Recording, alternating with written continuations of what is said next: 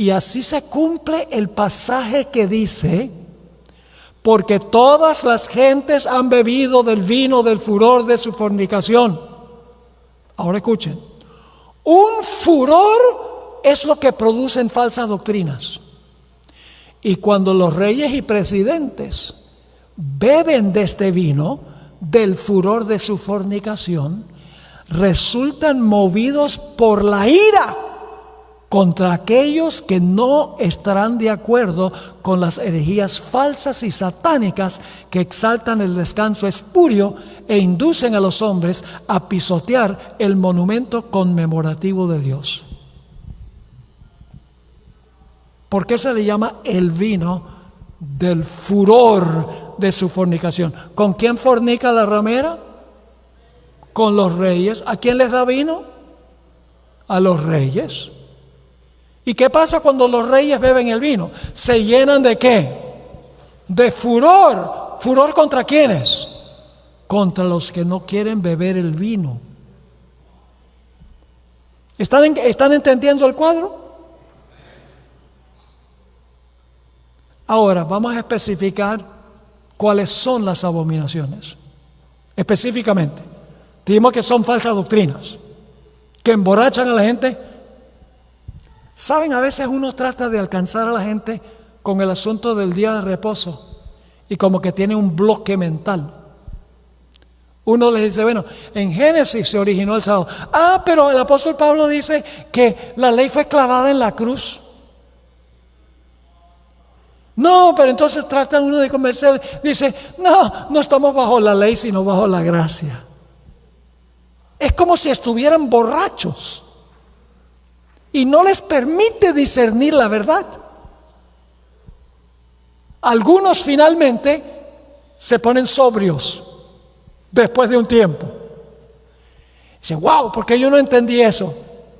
Porque estaba borracho. ¿Qué son las falsas doctrinas?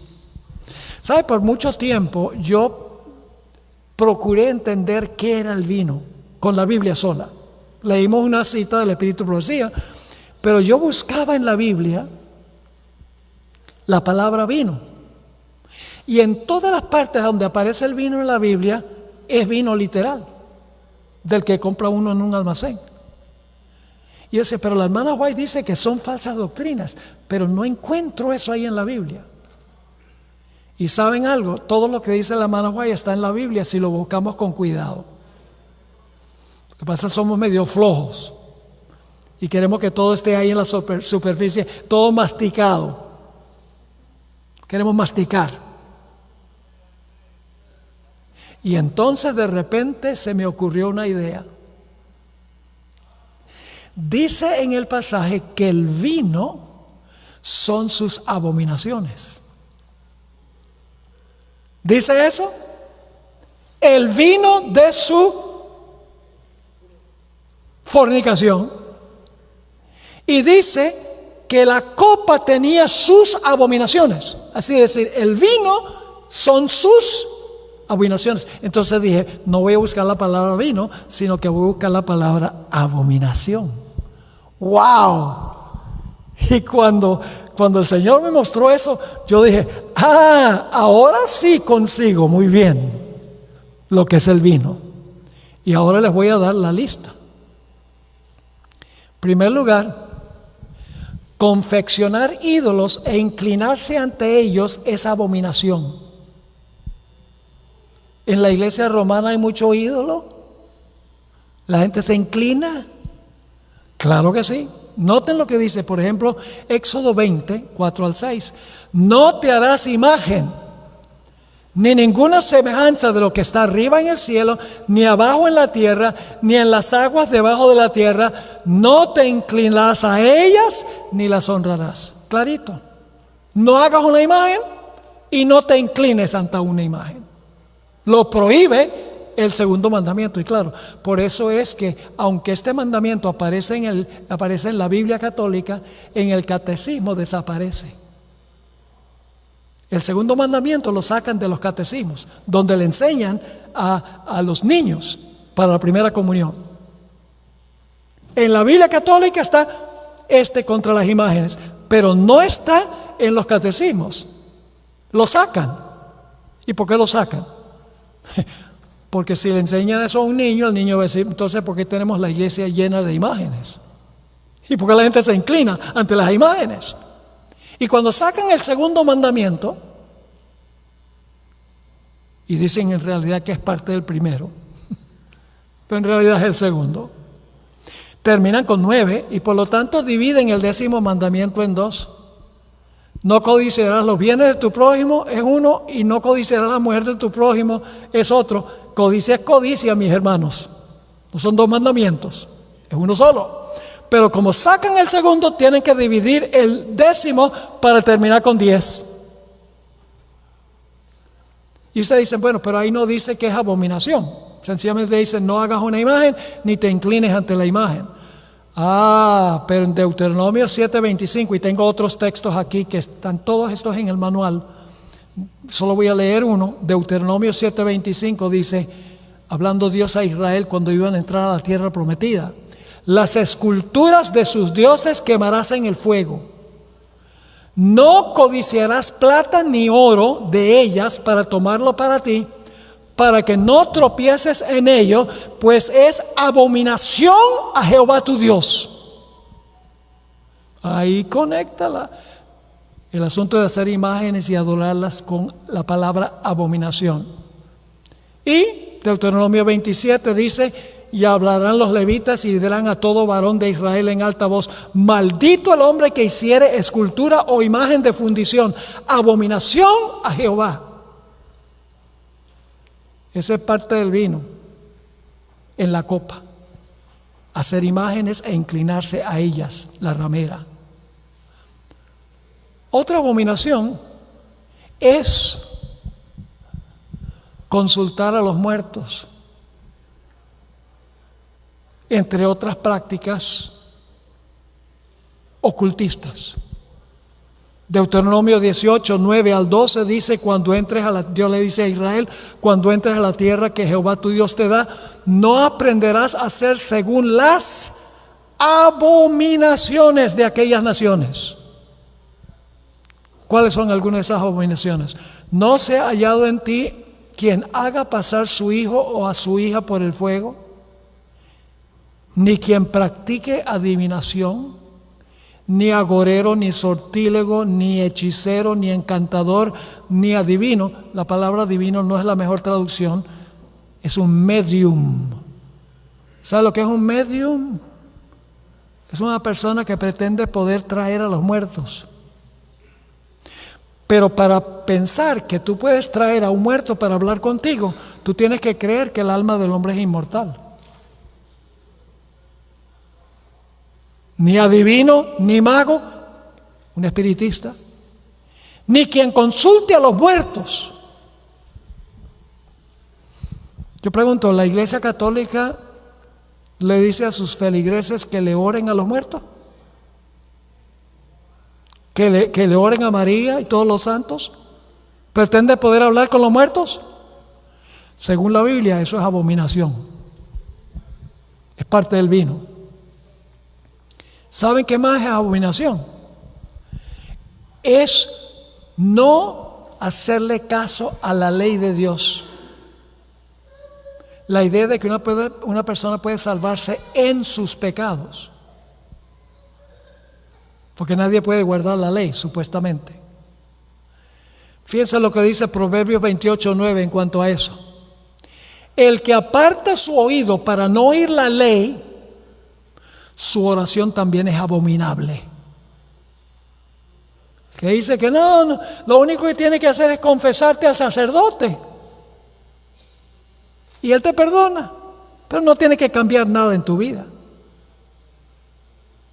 El que aparta su oído para no oír la ley, su oración también es abominable. ¿Y saben qué más es abominación?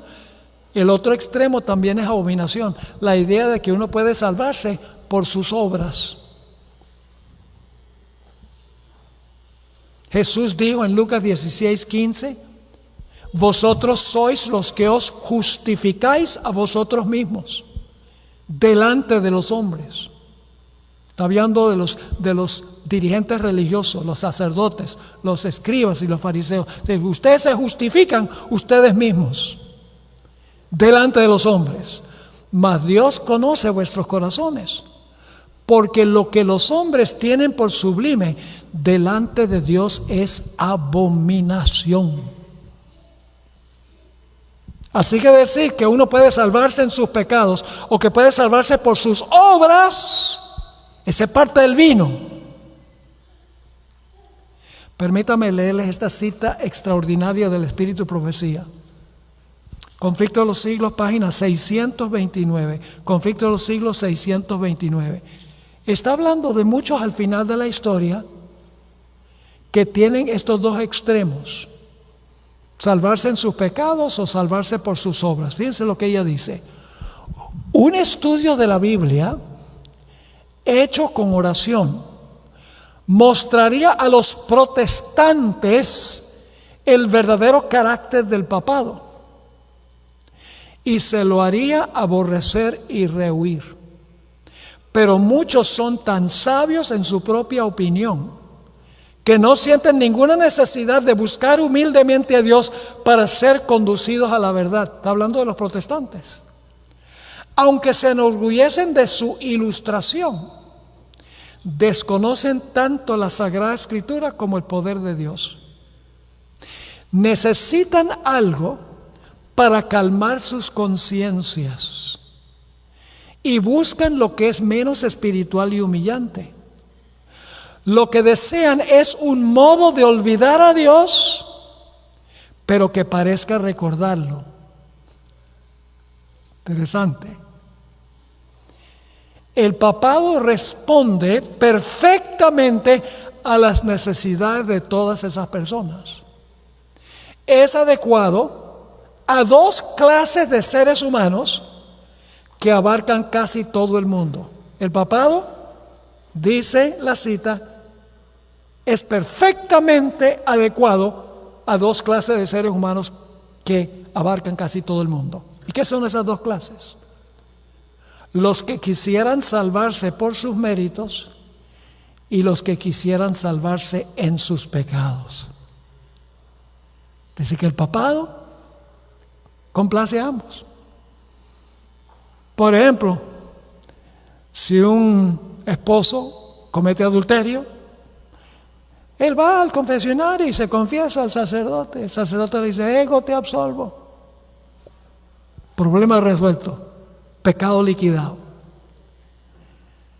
Y por sus obras, pues uno puede hacer un peregrinaje, puede pagar cierta cantidad de dinero a la iglesia, y entonces Dios acepta eso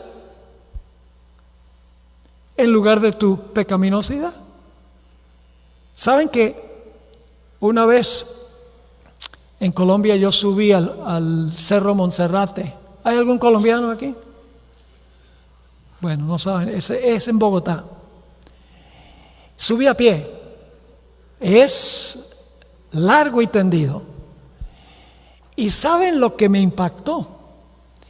Es que había personas que estaban subiendo el Cerro Monserrate de rodillas, haciendo penitencia, supuestamente para ganar méritos con el Señor. Así que si tú eres católico, te puedes salvar por tus obras o te puedes salvar en tus pecados. Igual. ¿Saben qué más es abominación? La fornicación o el adulterio es abominación. ¿Y qué hace la ramera? Fornica con los reyes de la tierra. Ustedes pueden leer eso, Jeremías 13, 26 y 27, dice que es una abominación, adulterio o fornicación. ¿Saben qué más es abominación? Derramar sangre inocente. ¿Y qué ha hecho la ramera a través de la historia? A través de la Inquisición y otros métodos. En la masacre de San Bartolomé, con los valdenses en el Piamonte, tiene las manos manchadas de sangre. La Biblia dice que derramar sangre inocente es abominación. Es más, Proverbios 17:15 dice: el que justifica al impío y el que condena al justo, ambos son igualmente abominación a Jehová. ¿Saben qué más es? La homosexualidad es una abominación. ¿Saben lo que el Papa ha dicho recientemente? Que en algunos casos está bien que un hombre se case con un hombre y una mujer con una mujer, y que la iglesia puede hacer ese matrimonio. Ha dicho el Papa presente. Pero la Biblia dice que esa es parte del vino, porque dice en Levítico 18:2: no te echarás con varón como con mujer, es abominación. Pero ¿saben cuál es la más grande abominación de todos? La adoración al sol. La iglesia romana está obsesionada con el sol. Yo tuve el privilegio de visitar el Museo del Vaticano. Los cálices, las ventanas, los altares, las vestiduras sacerdotales, las imágenes, las copas, todo está lleno de simbolismo solar.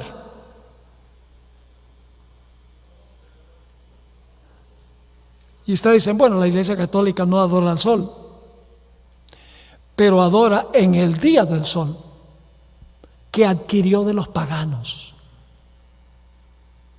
Dice: honramos al Señor, la resurrección del Señor el domingo, porque Cristo resucitó. En ninguna parte de la Biblia dice eso. La Biblia dice que el séptimo día el sábado. Jesús dijo: yo soy Señor del sábado. Y ustedes dirán: pero pastor, no es lo mismo que adorar el sol y adorar en el día del sol. En principio es lo mismo. Les voy a explicar. ¿Quién creó el sol? Dios. ¿Lo creó con fines religiosos? ¿Lo creó para la adoración? No. ¿Qué pasa si usted lo convierte en un objeto de adoración? ¿Cómo se llama eso? Idolatría. ¿Quién creó el primer día de la semana? Dios. ¿Lo creó para fines religiosos? ¿Qué pasa si usted lo convierte en un día de adoración? Es idolatría. Porque cualquier cosa que el hombre hace para la adoración que Dios no hizo es idolatría. Así que no importa que adoren un objeto, el sol, o que adoren en el día del sol, que fue creado por el hombre para adoración, es el mismo principio. Y ustedes dicen: ¿dónde dice la Biblia que adorar al sol es abominación?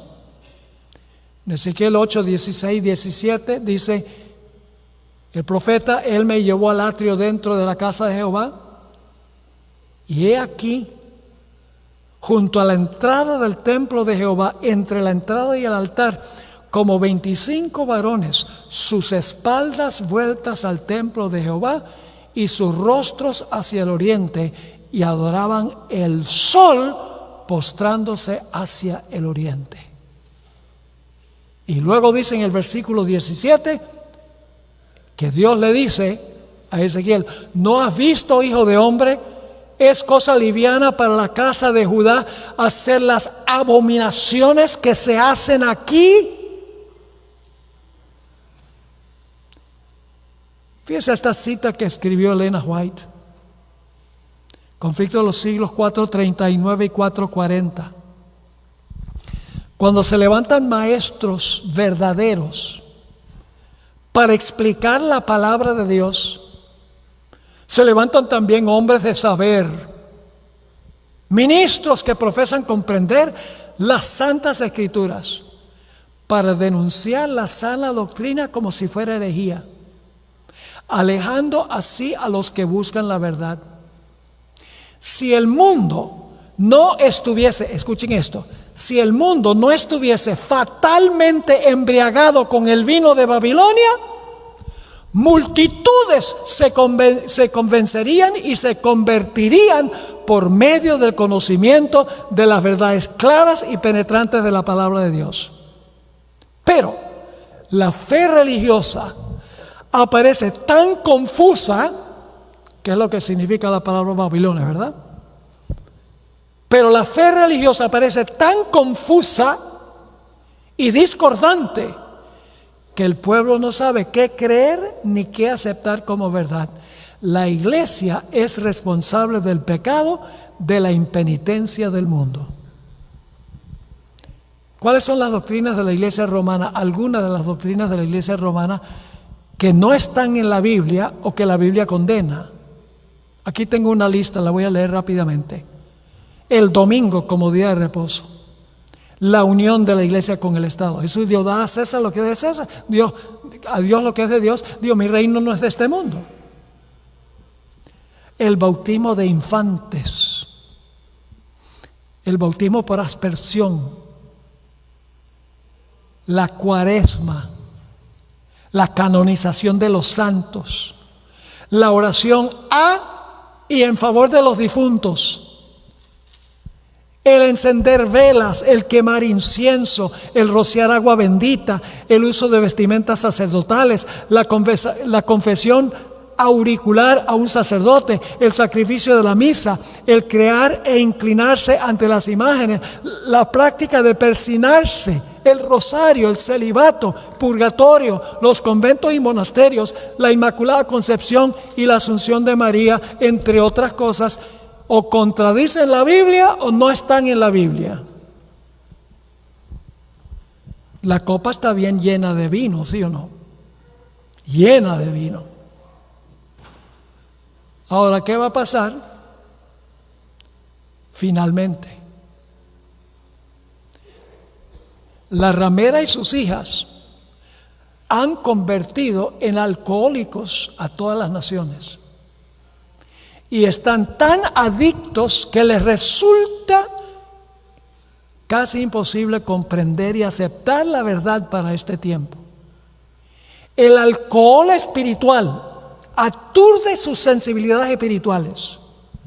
Es imposible razonar, como ustedes saben, con un borracho. La hermana Way escribió en Joya de los Testimonios, tomo 2, páginas 103 y 104, estas palabras. El error nunca es inofensivo. ¿El error nunca qué? Nunca es inofensivo.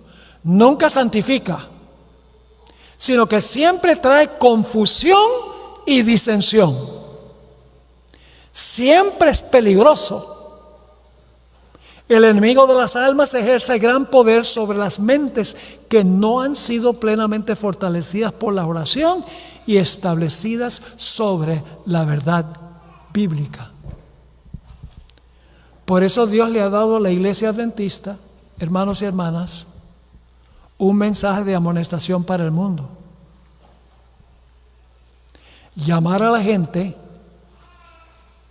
a salir de Babilonia. Hoy en día es más común que queramos unirnos con Babilonia. Pero la Biblia dice que va a venir el tiempo cuando se derrama la lluvia tardía, porque un pueblo preparado, un pueblo consagrado al Señor, un pueblo victorioso, Dios va a derramar la lluvia tardía. Y se va a dar el fuerte clamor bajo el poder del Espíritu Santo. Eso se encuentra en Apocalipsis 18, versículo 1 al 4. Después de esto vi a otro ángel descender del cielo. Y fíjense que esta es una intensificación del mensaje del segundo ángel. El mensaje del segundo ángel dice, ha caído Babilonia porque ha dado el vino a las naciones. Pero aquí el mensaje se intensifica. Dice, desciende del cielo con gran autoridad. Y la tierra fue alumbrada con su gloria. Y clamó con voz potente. Por eso se le llama el fuerte clamor. Con voz potente, diciendo, se repite ahora el mensaje del segundo ángel, pero esto es al final de la historia. Ha caído la gran Babilonia.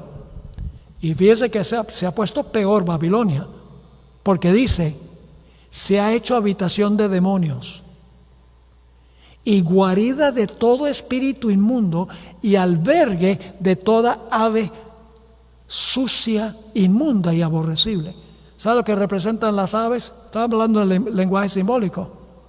Las aves representan a Satanás y sus ángeles. ¿Recuerdan en la parábola del sembrador, donde dice que parte de la semilla cayó en el camino y vinieron los pájaros y se llevaron la semilla? Y luego Jesús explica que Satanás quita la semilla. Representa a los demonios. Babilonia va a estar llena de demonios. Estará peor que cuando primero se dio el mensaje. ¿Y por qué va a estar en esta condición? Porque va a ser habitación de demonios, guarida de todo espíritu inmundo, albergue de toda ave inmunda y aborrecible. Ahora viene la razón. Porque todas las naciones han bebido vino del furor de su fornicación, y los reyes de la tierra han fornicado con ella, y los mercaderes de la tierra se han enriquecido de la potencia de sus deleites. Y oí otra voz del cielo que decía: salid de ella, pueblo mío. Ese es el llamado que nosotros tenemos que hacer a los que están en Babilonia. No es popular, porque queremos ser políticamente correctos. No queremos inquietar a nadie. Y por eso mucha gente se va a perder, porque nunca supieron. Salid de ella, pueblo mío. ¿Tiene Dios pueblo en Babilonia? ¿Tiene Dios pueblo en Babilonia? Claro, porque si no hay pueblo de Dios en Babilonia, ¿por qué dice salir de Babilonia, pueblo mío? La mayoría, la hermana White dice que la mayoría del verdadero pueblo de Dios está en otras iglesias. Personas que aman a Jesús, les sirven con todo el corazón de acuerdo a la luz que tienen. Pero va a llegar un momento en que ellos tienen que tener toda la luz para poderse mantener firmes en la crisis que pronto vendrá. Ahora, permítame terminar diciéndoles esto. Dios le hizo una recomendación a los reyes, a los gobernantes. Se encuentra en Proverbios 31, 4 y 5. No es de los reyes, oh Lemuel, no es de los reyes beber vino. La ramera le da vino a los reyes, vino espiritual, falsas doctrinas, doctrinas adulteradas. No es de los reyes, oh Lemuel, no es de los reyes beber vino, ni de los príncipes la sidra. ¿Por qué no? No sea que bebiendo olviden la ley y perviertan el derecho de todos los afligidos. ¡Wow! ¡Qué tremendos versículos esos! Termino con dos historias. Y solo las voy a contar, tengo los versículos, están en el manual que les mencioné. La historia de Nadab y Abiú. Dios había mandado que cuando entraran fuego al santuario para quemar incienso, tomaran el fuego del altar de sacrificio, porque ese fuego era santo, porque Dios había llovido ese fuego ahí. No me lleven fuego común, Dios dijo. Lleven el fuego santo que yo lloví sobre el altar. Pero la historia dice en Levítico 10 que Nadab y Abiú entraron al santuario con fuego extraño, fuego común, no el fuego santo que Dios había mandado. Y Dios dijo: ¿qué importa? Fuego es fuego. ¿Eso fue lo que dijo Dios? No. Dice la Biblia que Nadab y Abiú cayeron muertos en el santuario, porque habían tomado lo que era común y se lo presentaron a Dios como si fuera santo. Tenemos el otro lado de la moneda. Belsasar tomó vasos santos y los usó con propósitos comunes. La otra cara de la moneda. Y Belsasar fue destruido esa noche cuando estaba haciendo el banquete. Ahora, si Dios destruyó a Nadab y Abiú porque tomaron lo que era común y lo presentaron como santo, y Belsasar murió por tomar lo que era santo y lo trató como si fuera común, si Dios acepta eso, lo cual no lo aceptó, podríamos decir entonces que Dios acepta el domingo como día de reposo. Fíjense lo que ha hecho el mundo hoy en día. Toman un día santo, el sábado, y lo usan como si fuera común. Y toman un día común de trabajo, el domingo, y se lo presentan a Dios como si fuera santo. Si Dios acepta eso, va a tener que pedirle perdón a Nadab y a Abiú y a Belsasar. Lo que pasa es que no nos gusta hablar de esas historias sobre la santidad, la violación de la santidad de Dios. No nos gusta leer la historia de Usa. Dios le dijo: las manos comunes no toquen el arca. Y las manos comunes de Usa tocaron el arca y cayó muerto en el acto. ¡Wow! Nadab y Abiú, lo mismo. Belsasar, lo mismo. Violaron la santidad de Dios, lo que Dios había establecido como santo. Ananías y Zafira tomaron dinero santo que habían dedicado a Dios y se quedaron con ellos para sus gastos comunes. Gedeón, que se hizo sacerdote cuando Dios no lo había llamado a eso. Coré, Datán y Abiram, que quieran ocupar un oficio santo para el cual Dios no los había llamado. Todas son historias de que cuando Dios dice que el sábado es santo, es el día que debemos guardar, ese es el día que debemos guardar, no el domingo, el sábado.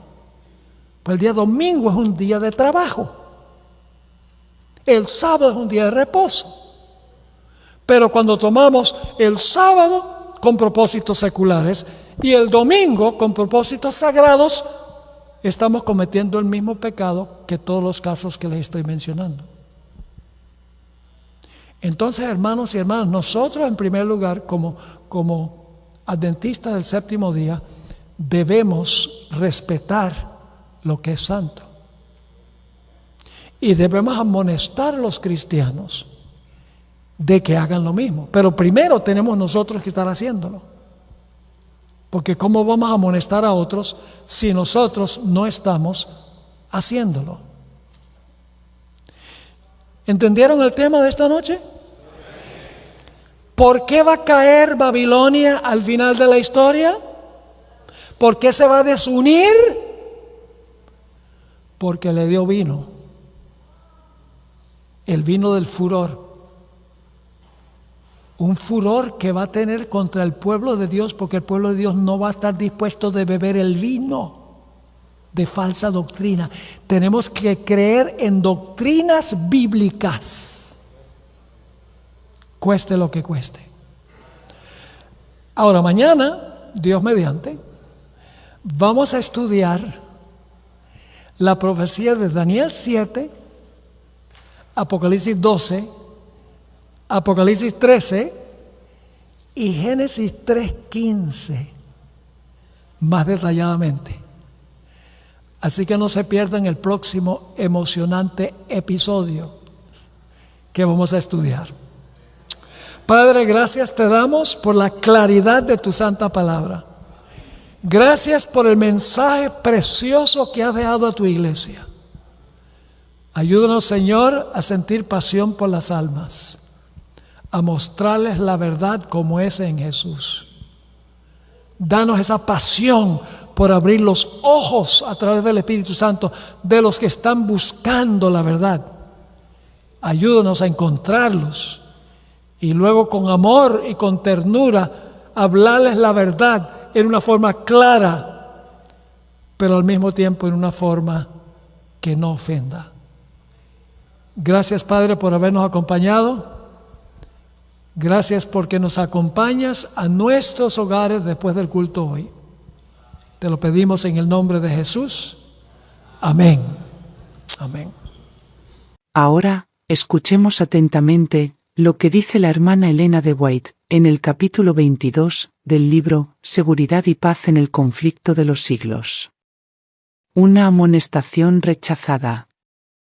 Al predicar la doctrina del segundo advenimiento, Guillermo Miller y sus colaboradores no tuvieron otro propósito que el de estimular a los hombres para que se preparasen para el juicio.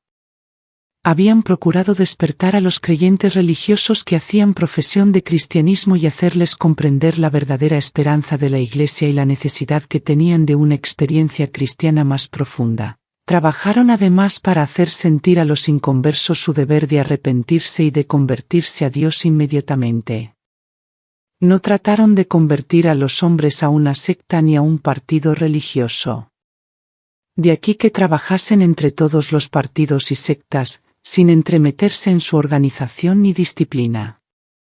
Miller aseveró: en todas mis labores nunca abrigué el deseo ni el pensamiento de fomentar interés distinto del de las denominaciones existentes, ni de favorecer a una a expensas de otra. Pensé en ser útil a todas. Suponiendo que todos los cristianos se regocijarían en la perspectiva de la venida de Cristo, y que aquellos que no pudiesen ver las cosas como yo no dejarían por eso de amar a los que aceptasen esta doctrina, no me figuré que habría jamás necesidad de tener reuniones distintas. Mi único objeto era el deseo de convertir almas a Dios, de anunciar al mundo el juicio venidero e inducir a mis semejantes a que hiciesen la preparación de corazón que les permitirá ir en paz al encuentro de su Dios. La gran mayoría de los que fueron convertidos por medio de mi ministerio se unieron a las diversas iglesias existentes. Bliss, página 328. Como su obra tendía a la edificación de las iglesias, se la miró durante algún tiempo con simpatía. Pero cuando los ministros y los directores de aquella se declararon contra la doctrina del advenimiento y quisieron sofocar el nuevo movimiento, no solo se opusieron a ella desde el púlpito, sino que además negaron a sus miembros el derecho de asistir a predicaciones sobre ella y hasta de hablar de sus esperanzas en las reuniones de edificación mutua en la iglesia. Así se vieron reducidos los creyentes a una situación crítica que les causaba perplejidad. Querían a sus iglesias y les repugnaba separarse de ellas, pero al ver que se anulaba el testimonio de la palabra de Dios, y que se les negaba el derecho que tenían para investigar las profecías, sintieron que la lealtad hacia Dios les impedía someterse. No podían considerar como constituyendo la Iglesia de Cristo a los que trataban de rechazar el testimonio de la palabra de Dios, columna y apoyo de la verdad. De ahí que se sintiesen justificados para separarse de la que hasta entonces fuera su comunión religiosa. En el verano de 1844 cerca de 50.000 personas se separaron de las iglesias. Por aquel tiempo se advirtió un cambio notable en la mayor parte de las iglesias de los Estados Unidos de Norteamérica. Desde hacía muchos años venía observándose una conformidad cada vez mayor con las prácticas y costumbres mundanas, y una decadencia correspondiente en la vida espiritual. Pero en aquel año se notó repentinamente una decadencia aún más acentuada en casi todas las iglesias del país. Aunque nadie parecía capaz de indicar la causa de ella, el hecho mismo fue muy notado y comentado, tanto por la prensa como desde el púlpito. En una reunión del presbiterio de Filadelfia, el señor Barnes, autor de un comentario de uso muy general, y pastor de una de las principales iglesias de dicha ciudad, declaró que ejercía el ministerio desde hacía 20 años, y que nunca antes de la última comunión había administrado la Santa Cena sin recibir muchos o pocos nuevos miembros en la iglesia.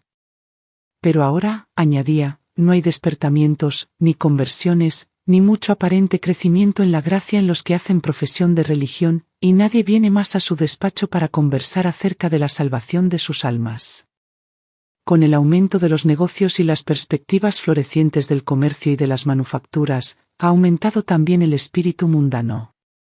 Y esto sucede en todas las denominaciones. Congregarse en el Journal, 23 de mayo de 1844.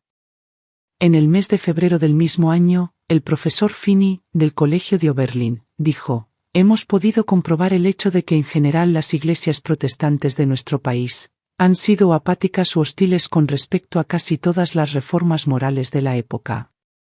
Existen excepciones parciales, pero no las suficientes para impedir que el hecho sea general. Tenemos además otro hecho más que confirma lo dicho, y es la falta casi universal de influencias reavivadoras en las iglesias. La apatía espiritual lo penetra casi todo y es por demás profunda, así lo atestigua la prensa religiosa de todo el país. De modo muy general, los miembros de las iglesias se están volviendo esclavos de la moda, se asocian con los impíos en diversiones, bailes, festejos, etc. Pero no necesitamos extendernos largamente sobre tan doloroso tema. Basta con que las pruebas aumenten y nos abrumen para demostrarnos que las iglesias en general están degenerando de un modo que da pena. Se han alejado muchísimo de Dios, y Él se ha alejado de ellas. Y un escritor declaraba en el Religious Telescope, conocido periódico religioso: jamás habíamos presenciado hasta ahora un estado de decadencia semejante al de la actualidad. En verdad que la Iglesia debería despertar y buscar la causa de este estado aflictivo, pues tal debe ser para todo aquel que ama a Sión. Cuando recordamos cuán pocos son los casos de verdadera conversión, y la impenitencia sin igual y la dureza de los pecadores, exclamamos casi involuntariamente: ¿se ha olvidado Dios de tener misericordia, o está cerrada la puerta de la gracia? Tal condición no existe nunca sin que la Iglesia misma tenga la culpa. Las tinieblas espirituales que caen sobre las naciones, sobre las iglesias y sobre los individuos, no se deben a un retraimiento arbitrario de la gracia divina por parte de Dios, sino a la negligencia o al rechazamiento de la luz divina por parte de los hombres. Ejemplo sorprendente de esta verdad lo tenemos en la historia del pueblo judío en tiempo de Cristo.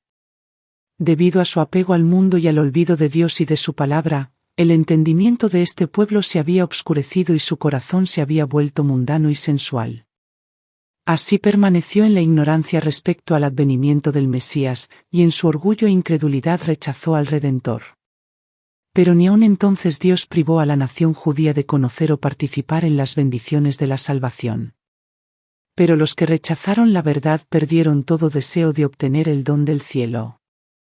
Ellos habían hecho de la luz tinieblas, y de las tinieblas luz, hasta que la luz que había en ellos se volvió tinieblas, y cuán grandes fueron aquellas tinieblas. Conviene a la política de Satanás que los hombres conserven las formas de religión, con tal que carezcan de piedad vital.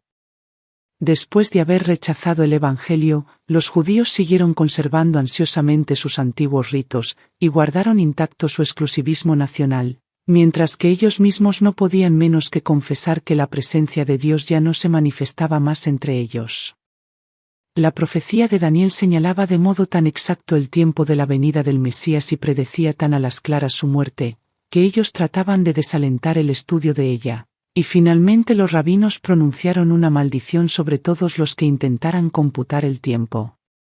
En su obcecación e impenitencia, el pueblo de Israel ha permanecido durante 1800 años indiferente a los ofrecimientos de salvación gratuita, así como a las bendiciones del Evangelio, de modo que constituye una solemne y terrible advertencia del peligro que se corre al rechazar la luz del cielo. Donde quiera que esta causa exista, seguirán los mismos resultados.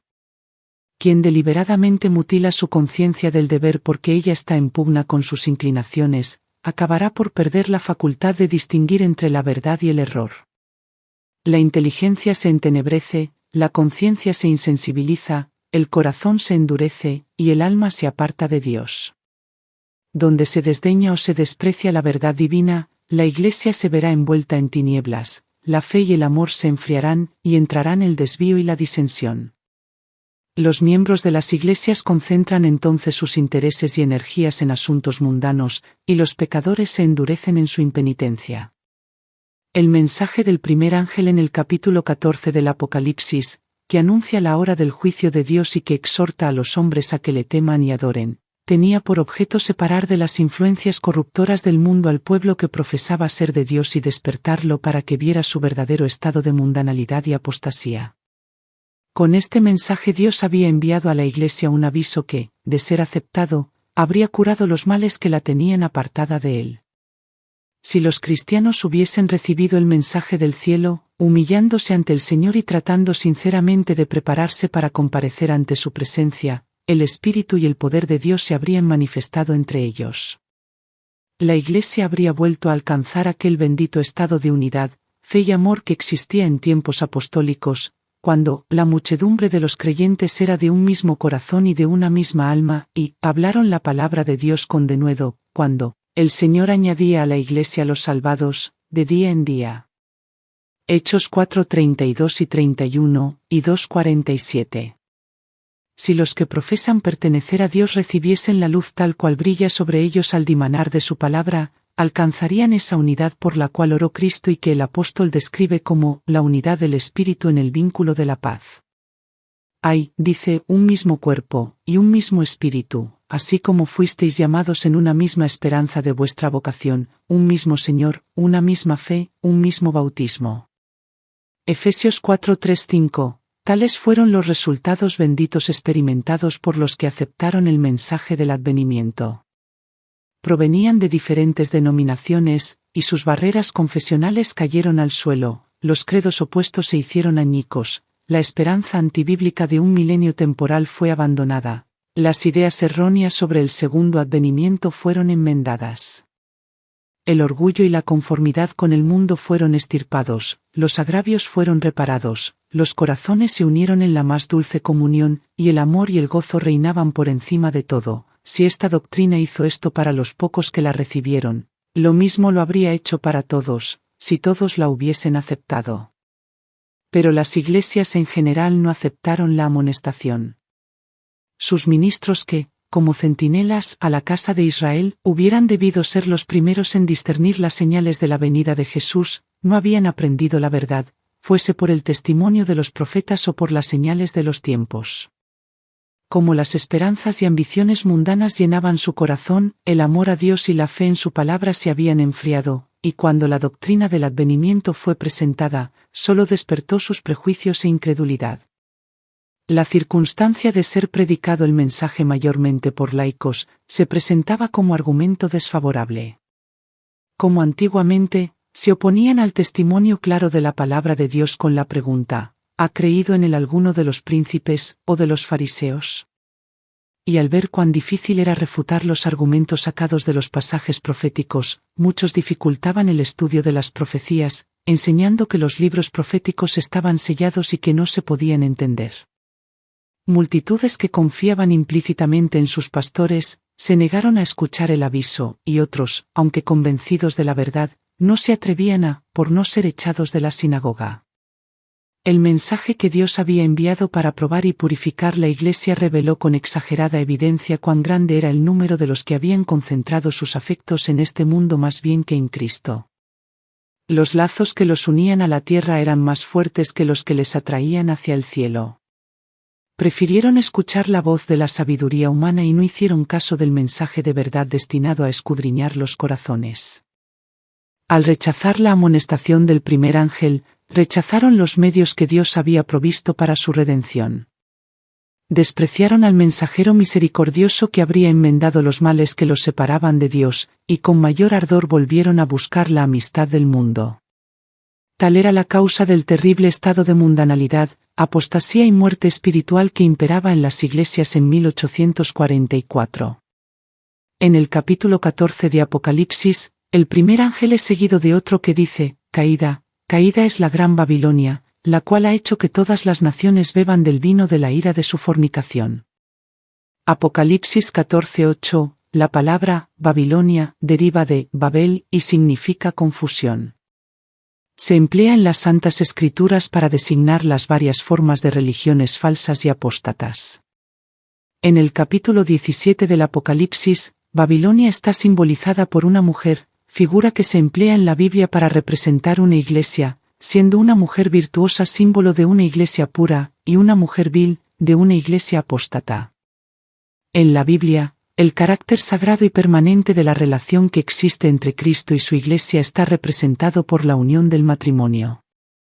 El Señor se ha unido con su pueblo en alianza solemne, prometiendo el ser su Dios, y el pueblo a su vez comprometiéndose a ser suyo y solo suyo. Dios dice: te desposaré conmigo para siempre, sí, te desposaré conmigo en justicia, y en rectitud, y en misericordia, y en compasiones. Oseas 2:19, y también, yo soy vuestro esposo.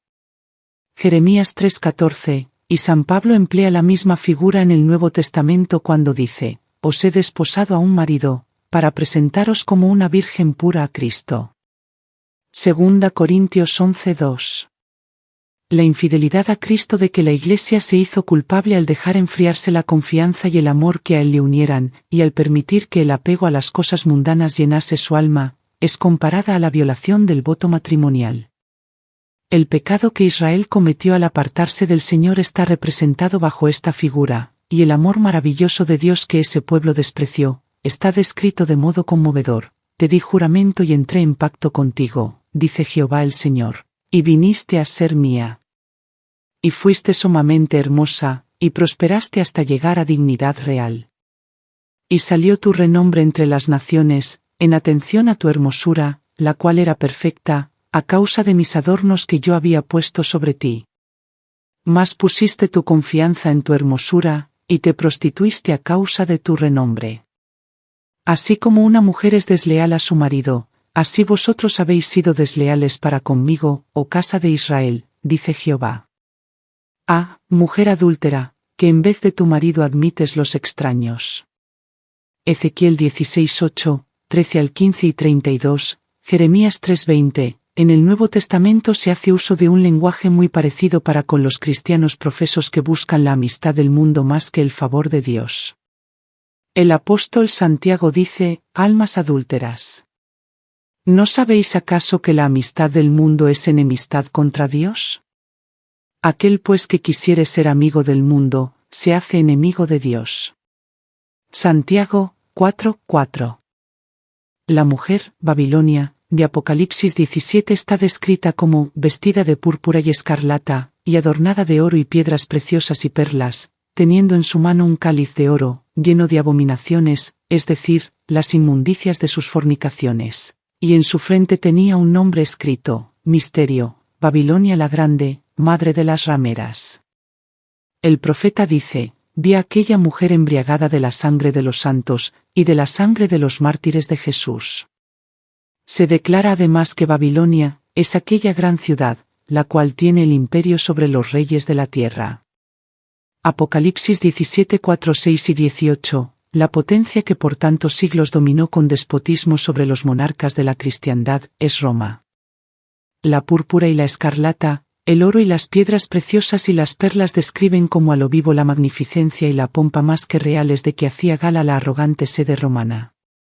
Y de ninguna otra potencia se podría decir con más propiedad que estaba embriagada de la sangre de los santos, que de aquella iglesia que ha perseguido tan cruelmente a los discípulos de Cristo. Se acusa además a Babilonia de haber tenido relaciones ilícitas con los reyes de la tierra. Por su alejamiento del Señor y su alianza con los paganos, la iglesia judía se transformó en ramera. Roma se corrompió de igual manera al buscar el apoyo de los poderes mundanos, y por consiguiente recibe la misma condenación. Se dice que Babilonia es madre de las rameras. Sus hijas deben simbolizar las iglesias que se atienen a sus doctrinas y tradiciones, y siguen su ejemplo sacrificando la verdad y la aprobación de Dios, para formar alianza ilícita con el mundo. El mensaje de Apocalipsis 14, que anuncia la caída de Babilonia, debe aplicarse a comunidades religiosas que un tiempo fueron puras y luego se han corrompido. En vista de que este mensaje sigue al aviso del juicio, debe ser proclamado en los últimos días, y no puede por consiguiente referirse solo a la Iglesia romana, pues dicha Iglesia está en condición caída desde hace muchos siglos. Además, en el capítulo 18 del Apocalipsis se exhorta al pueblo de Dios a que salga de Babilonia. Según este pasaje de la Escritura, muchos del pueblo de Dios deben estar aún en Babilonia. ¿Y en qué comunidades religiosas se encuentra actualmente la mayoría de los discípulos de Cristo? Sin duda alguna, en las varias iglesias que profesan la fe protestante. Al nacer, esas iglesias se decidieron noblemente por Dios y la verdad, y la bendición divina las acompañó. Aún el mundo incrédulo se vio obligado a reconocer los felices resultados de la aceptación de los principios del Evangelio. Se les aplican las palabras del profeta a Israel: salió tu renombre entre las naciones, en atención a tu hermosura, la cual era perfecta, a causa de mis adornos, que yo había puesto sobre ti, dice Jehová el Señor. Pero esas iglesias cayeron víctimas del mismo deseo que causó la maldición y la ruina de Israel, el deseo de imitar las prácticas de los impíos y de buscar su amistad. Pusiste tu confianza en tu hermosura, y te prostituiste a causa de tu renombre. Ezequiel 16, 14 y 15. Muchas de las iglesias protestantes están siguiendo el ejemplo de Roma, y se unen inicuamente con los reyes de la tierra. Así obran las iglesias del Estado en sus relaciones con los gobiernos seculares, y otras denominaciones en su afán de captarse el favor del mundo. Y la expresión Babilonia, confusión, puede aplicarse acertadamente a esas congregaciones que, aunque declaran todas que sus doctrinas derivan de la Biblia, están sin embargo divididas en un sinnúmero de sectas, con credos y teorías muy opuestos. Además de la unión pecaminosa con el mundo, las iglesias que se separaron de Roma presentan otras características de esta. Una obra católica romana arguye que, si la Iglesia romana fue alguna vez culpable de idolatría con respecto a los santos, su hija, la Iglesia anglicana, es igualmente culpable, pues tiene 10 iglesias dedicadas a María por una dedicada a Cristo. Dr. Challoner, The Catholic Christian Instructed, prólogo, página 21 y 22. Y el Dr. Hopkins, en un Tratado sobre el Milenio, declara: no hay razón para creer que el espíritu y las prácticas anticristianas se limiten a lo que se llama actualmente la Iglesia romana. Las iglesias protestantes tienen en sí mucho del anticristo, y distan mucho de haberse reformado enteramente de las corrupciones e impiedades. Samuel Hopkins, Works, tomo 2, página 328.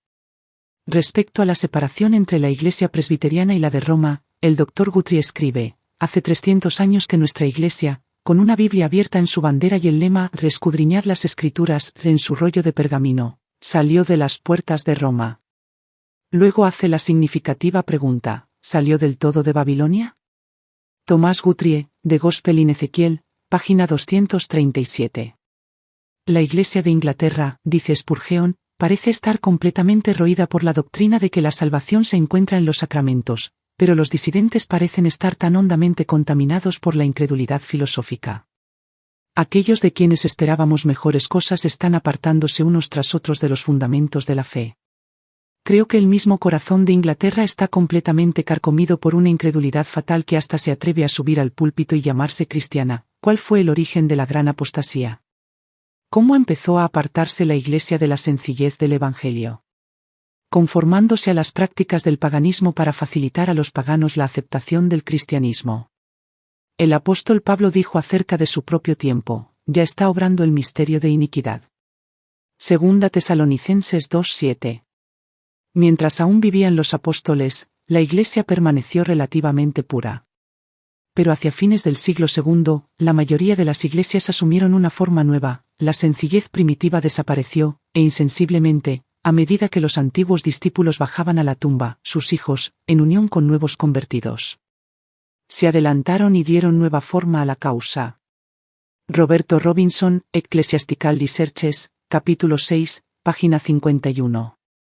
Para aumentar el número de los convertidos, se rebajó el alto nivel de la fe cristiana, y el resultado fue que una ola de paganismo anegó la Iglesia, trayendo consigo sus costumbres, sus prácticas y sus ídolos. Gavazzi, Lectures, página 278. Una vez que la religión cristiana hubo ganado el favor y el apoyo de los legisladores seculares, fue aceptada nominalmente por multitudes, pero mientras éstas eran cristianas en apariencia, muchos permanecieron en el fondo paganos que seguían adorando sus ídolos en secreto. Y vid, ¿no ha sucedido otro tanto en casi todas las iglesias que se llaman protestantes? Cuando murieron sus fundadores, que poseían el verdadero espíritu de reforma, sus descendientes se adelantaron y dieron nueva forma a la causa.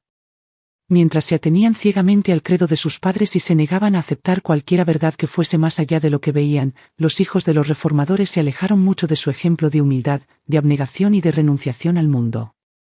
Así, la simplicidad primitiva desaparece. Una ola de mundanalidad invade la Iglesia, trayendo consigo sus costumbres, sus prácticas y sus ídolos. ¿Hasta qué grado esa amistad del mundo, que es enemistad contra Dios, es fomentada actualmente entre los que profesan ser discípulos de Cristo? Cuanto no se han alejado las iglesias nacionales de toda la cristiandad del modelo bíblico de humildad, abnegación, sencillez y piedad. Juan Wesley decía, al hablar del buen uso del dinero, no malgastéis nada de tan precioso talento, tan solo por agradar a los ojos con superfluos y costosos atavíos o con adornos innecesarios. No gastéis parte de él adornando prolijamente vuestras casas con muebles inútiles y costosos, con cuadros costosos, pinturas y dorados. No gastéis nada para satisfacer la soberbia de la vida, ni para obtener la admiración de los hombres. Siempre que te halagues a ti mismo, los hombres hablarán bien de ti. Siempre que te vistas de púrpura y de lino fino blanco, y tengas banquetes espléndidos todos los días, no faltará quien aplauda tu elegancia, tu buen gusto, tu generosidad y tu rumbosa hospitalidad. Pero no vayas a pagar tan caros sus aplausos. Conténtate más bien con el honor que viene de Dios. Wesley, Works, Sermón 50, sobre el uso de dinero. Pero muchas iglesias actuales desprecian estas enseñanzas. Está de moda en el mundo hacer profesión de religión.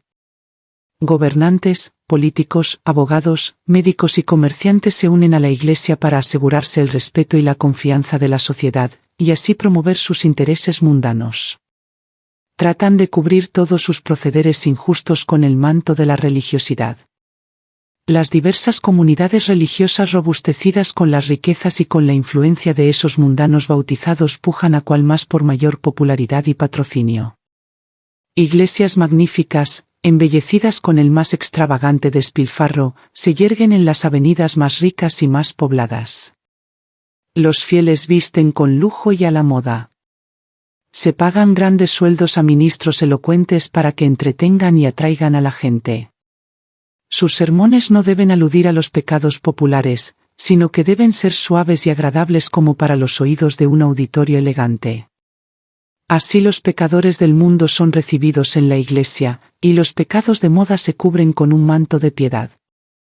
Hablando de la actitud actual de los profesos cristianos para con el mundo, un notable periódico profano dice: insensiblemente la Iglesia ha seguido el espíritu del siglo, y ha adaptado sus formas de culto a las necesidades de la actualidad.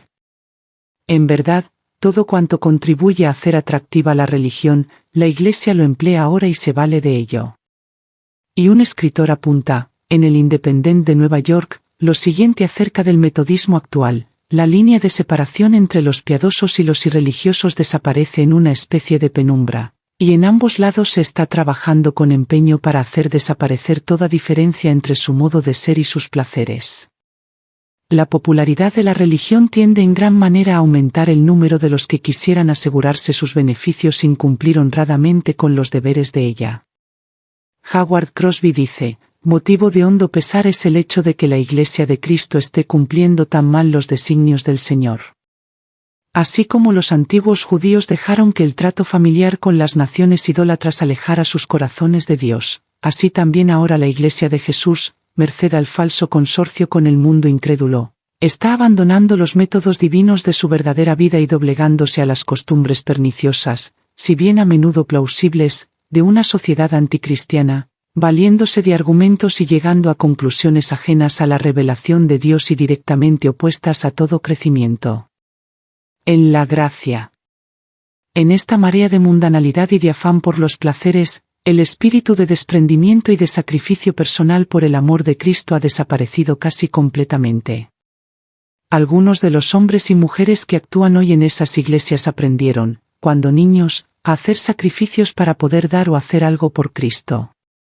Pero, ahora si se necesitan fondos, no hay que pedirle nada a nadie. ¿O no? Organícese un bazar, prepárese una representación de figuras vivas, una escena jocosa, una comida al estilo antiguo o a la moderna, cualquier cosa para divertir a la gente. el gobernador Washburn, de Wisconsin, declaró en su mensaje anual, el 9 de enero de 1873, parece necesario dictar una ley que obligue a cerrar las escuelas donde se forman jugadores. Se las encuentra por todas partes. Hasta se ven iglesias que, sin saberlo, indudablemente, hacen a veces la obra del diablo. Los conciertos y las representaciones de beneficio, así como las rifas, que se hacen, a veces con fines religiosos o de caridad, pero a menudo con propósitos menos dignos, loterías, premios, etc., no son sino estratagemas para recaudar dinero sin dar un valor correspondiente. No hay nada tan desmoralizador y tan embriagador, especialmente para los jóvenes, como la adquisición de dinero o de propiedad sin trabajo. Si personas respetables toman parte en esas empresas de azar y acallan su conciencia con la reflexión de que el dinero está destinado a un buen fin, nada de raro tiene que la juventud del Estado caiga tan a menudo en los hábitos que con casi toda seguridad engendra la afición a los juegos de azar. El espíritu de conformidad con el mundo está invadiendo las iglesias por toda la cristiandad. Roberto Atkins, en un sermón predicado en Londres, pinta un cuadro sombrío del decaimiento espiritual que predomina en Inglaterra. Los hombres verdaderamente justos están desapareciendo de la tierra, sin que a nadie se le importe algo. Los que hoy profesan religiosidad, en todas las iglesias, aman al mundo, se conforman con él, gustan de las comodidades terrenales y aspiran a los honores. Están llamados a sufrir con Cristo, pero retroceden ante el simple oprobio. Apostasía, apostasía, apostasía, es lo que está grabado en el frontis mismo de cada iglesia, y si lo supiesen o sintiesen, habría esperanza, pero lo que se oye decir, es, rico soy, y estoy lleno de bienes, y nada me falta. Second Advent Library, folleto número 39. El gran pecado de que se acusa a Babilonia es que ha hecho que todas las naciones beban del vino de la ira de su fornicación. Esta copa embriagadora que ofrece al mundo representa las falsas doctrinas que ha aceptado como resultado de su unión ilícita con los magnates de la tierra. La amistad con el mundo corrompe su fe, y a su vez Babilonia ejerce influencia corruptora sobre el mundo enseñando doctrinas que están en pugna con las declaraciones más claras de la Sagrada Escritura. Roma le negó la Biblia al pueblo y exigió que en su lugar todos aceptasen sus propias enseñanzas. La obra de la Reforma consistió en devolver a los hombres la palabra de Dios, pero ¿no se ve acaso que en las iglesias de hoy lo que se enseña a los hombres es a fundar su fe en el credo y en las doctrinas de su iglesia antes que en las Sagradas Escrituras? Hablando de las iglesias protestantes, Carlos Biche dice: retroceden ante cualquier palabra severa que se diga contra sus credos con la misma sensibilidad con que los santos padres se habrían estremecido ante una palabra dura pronunciada contra la veneración creciente que estaban fomentando por los santos y los mártires. Las denominaciones evangélicas protestantes se han atado mutuamente las manos, de tal modo que nadie puede hacerse predicador entre ellas sin haber aceptado primero la autoridad de algún libro aparte de la Biblia. No hay nada de imaginario en la aseveración de que el poder del credo está ahora empezando a proscribir la Biblia tan ciertamente como lo hizo Roma, aunque de un modo más sutil. Sermón sobre la Biblia como credo suficiente, predicado en Fort Wayne, Indiana, el 22 de febrero, 1846. Cuando se levantan maestros verdaderos para explicar la palabra de Dios, levántanse también hombres de saber, ministros que profesan comprender las santas escrituras, para denunciar la sana doctrina como si fuera herejía, alejando así a los que buscan la verdad. Si el mundo no estuviese fatalmente embriagado con el vino de Babilonia, multitudes se convencerían y se convertirían por medio del conocimiento de las verdades claras y penetrantes de la palabra de Dios. Pero la fe religiosa parece tan confusa y discordante que el pueblo no sabe qué creer ni qué aceptar como verdad. La Iglesia es responsable del pecado de impenitencia del mundo. El mensaje del segundo ángel de Apocalipsis 14 fue proclamado por primera vez en el verano de 1844, y se aplicaba entonces más particularmente a las iglesias de los Estados Unidos de Norteamérica, donde la amonestación del juicio había sido también más ampliamente proclamada y más generalmente rechazada, y donde el decaimiento de las iglesias había sido más rápido. Pero el mensaje del segundo ángel no alcanzó su cumplimiento total en 1844. Las iglesias decayeron entonces moralmente por haber rechazado la luz del mensaje del advenimiento, pero este decaimiento no fue completo. A medida que continuaron rechazando las verdades especiales para nuestro tiempo, fueron decayendo más y más. Sin embargo, aún no se puede decir, caída es la gran Babilonia, la cual ha hecho que todas las naciones beban del vino de la ira de su fornicación. Aún no ha dado de beber a todas las naciones. El espíritu de conformidad con el mundo y de indiferencia hacia las verdades que deben servir de prueba en nuestro tiempo, existe y ha estado ganando terreno en las iglesias protestantes de todos los países de la cristiandad, y estas iglesias están incluidas en la solemne y terrible amonestación del segundo ángel. Pero la apostasía aún no ha culminado. La Biblia declara que antes de la venida del Señor, Satanás obrará con todo poder, y con señales, y con maravillas mentirosas, y con todo el artificio de la injusticia, y que todos aquellos que no admitieron el amor de la verdad para ser salvos, serán dejados para que reciban la eficaz operación de error, a fin de que crean a la mentira. Segunda de Tesalonicenses 2:9-11, la caída de Babilonia no será completa sino cuando la Iglesia se encuentre en este estado, y la unión de la Iglesia con el mundo se haya consumado en toda la cristiandad. El cambio es progresivo, y el cumplimiento perfecto de Apocalipsis 14:8 está aún reservado para lo porvenir. A pesar de las tinieblas espirituales y del alejamiento de Dios que se observan en las iglesias que constituyen Babilonia, la mayoría de los verdaderos discípulos de Cristo se encuentran aún en el seno de ellas. Muchos de ellos no han oído nunca proclamar las verdades especiales para nuestro tiempo. No pocos están descontentos con su estado actual y tienen sed de más luz. En vano buscan el Espíritu de Cristo en las iglesias a las cuales pertenecen. Como estas congregaciones se apartan más y más de la verdad y se van uniendo más y más con el mundo, la diferencia entre ambas categorías de cristianos se irá acentuando hasta quedar consumada la separación. Llegará el día en que los que aman a Dios sobre todas las cosas no podrán permanecer unidos con los que son amadores de los placeres, más bien que amadores de Dios, teniendo la forma de la piedad, mas negando el poder de ella. El capítulo 18 del Apocalipsis indica el tiempo en que, por haber rechazado la triple amonestación de Apocalipsis 14:16-12, la Iglesia alcanzará el estado predicho por el segundo ángel, y el pueblo de Dios que se encontrare aún en Babilonia, será llamado a separarse de la comunión de ésta. Este mensaje será el último que se dé al mundo y cumplirá su obra. Cuando los que no creen a la verdad, sino que se complacen en la injusticia, segunda de Tesalonicenses 2:12, sean dejados para sufrir tremendo desengaño y para que crean a la mentira, entonces la luz de la verdad brillará sobre todos aquellos cuyos corazones estén abiertos para recibirla, y todos los hijos del Señor que quedaren en Babilonia, oirán el llamamiento, salid de ella, pueblo mío. Apocalipsis 18:4.